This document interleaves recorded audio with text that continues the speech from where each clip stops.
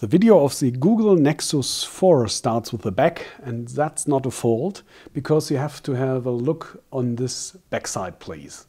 It's built by LG, this whole phone, and it's, in my opinion, it's brilliant. It's like little tiny mirrors under the surface of this Gorilla Glass 2 surface, and wherever you or however you will hold the or sway the smartphone, it's a kind of, it looks different, and it's a kind of, I hope you can see it in the video, it's a kind of like a fluid is under the surface.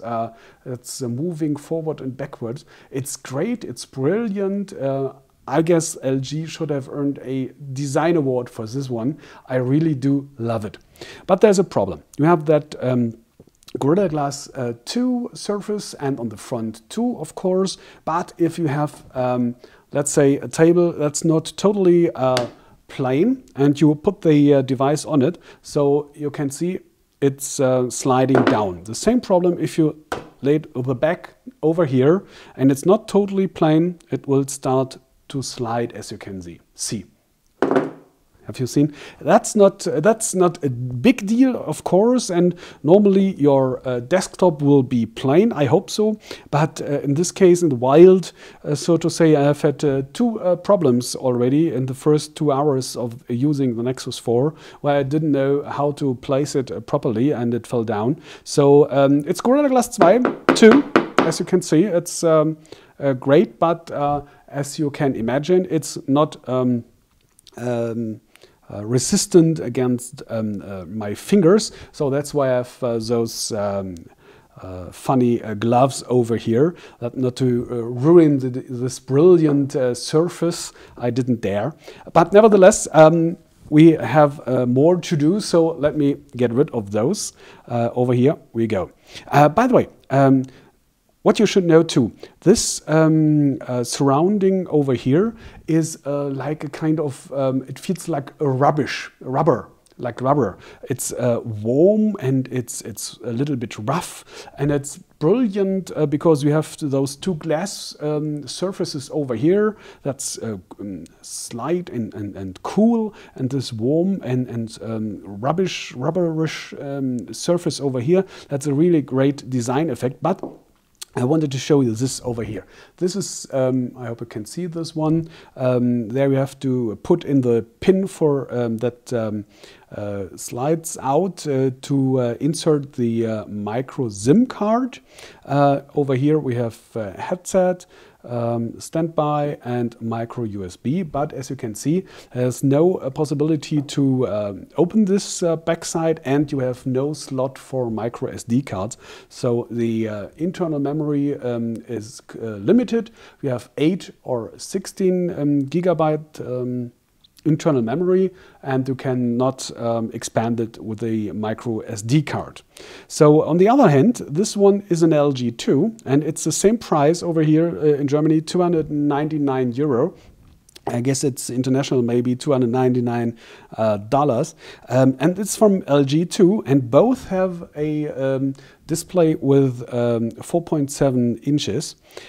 This one is the Optimus L9. And what I wanted to show you is the following. Let's see, let's go into the browser over here.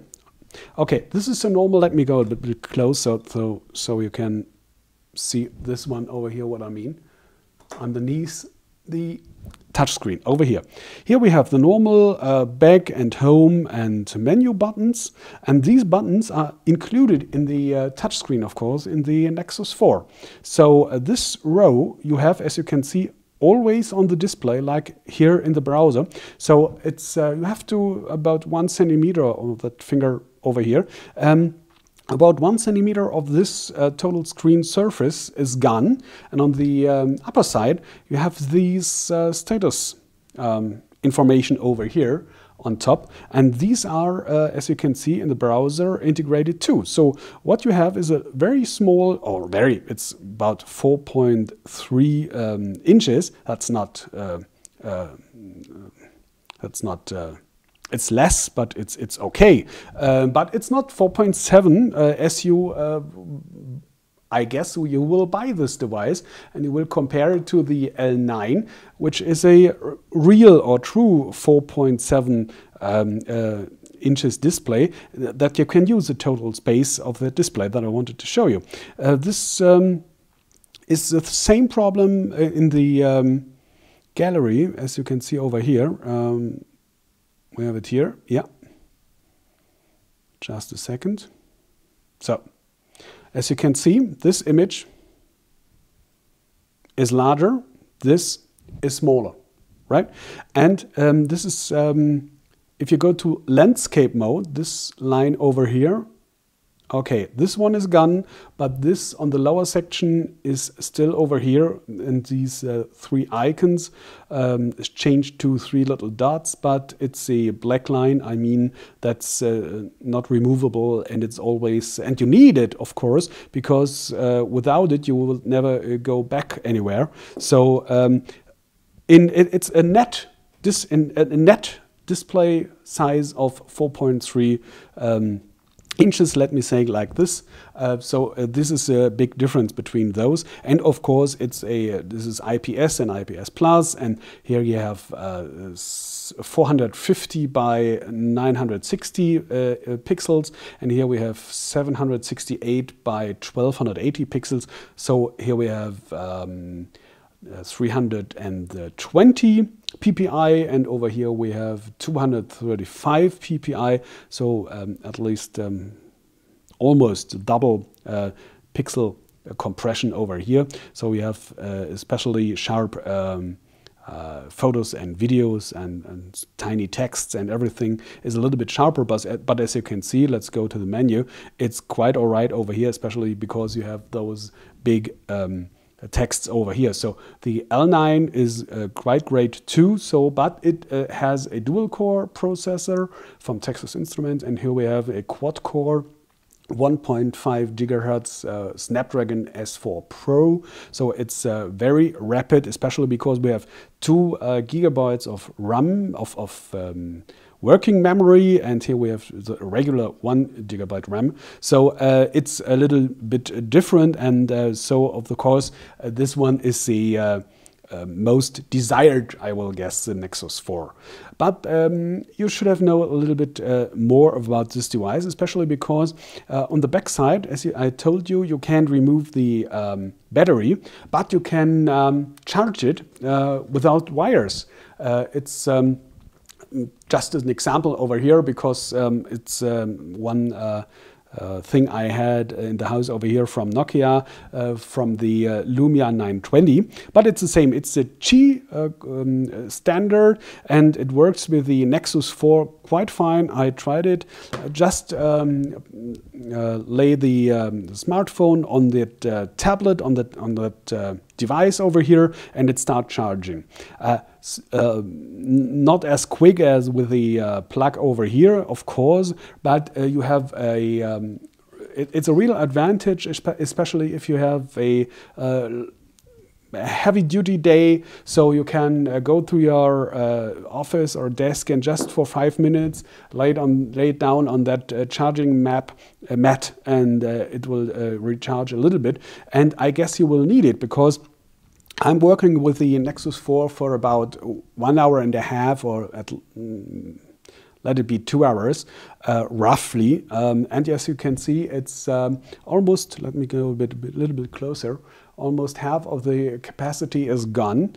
All right, it's maximum brightness, and I'm really working on it, but I guess the battery is needs a recharge during the day if you're working a lot. By the way, as you can see over here, that clock icon or widget is gone sometimes. I don't know, it's a bug, I guess, from Android 4.2, but we have 4 days left for November 13th, when the Nexus 4 will be sold. So I hope that Google will provide a upgrade until then. But let's go back to this one over here. You can pull it down, and you have a new icon over here. So if you tap this one, you have that screen with flight mode and wireless LAN and display and whatever. And here over the settings, that's the same. And if you remember, let me go back to this device. This one over here, you plug it down, you have only this icon, and you're directly going to the settings. Here you have this one more step, but of course you have several additional functionalities over here. What LG, for example, and other manufacturers are providing by, or apps are providing by lines like this one. So we have to click one more time. Here we go to the settings, and here we have 1+, and then to the settings. So that's it, but no big deal, of course.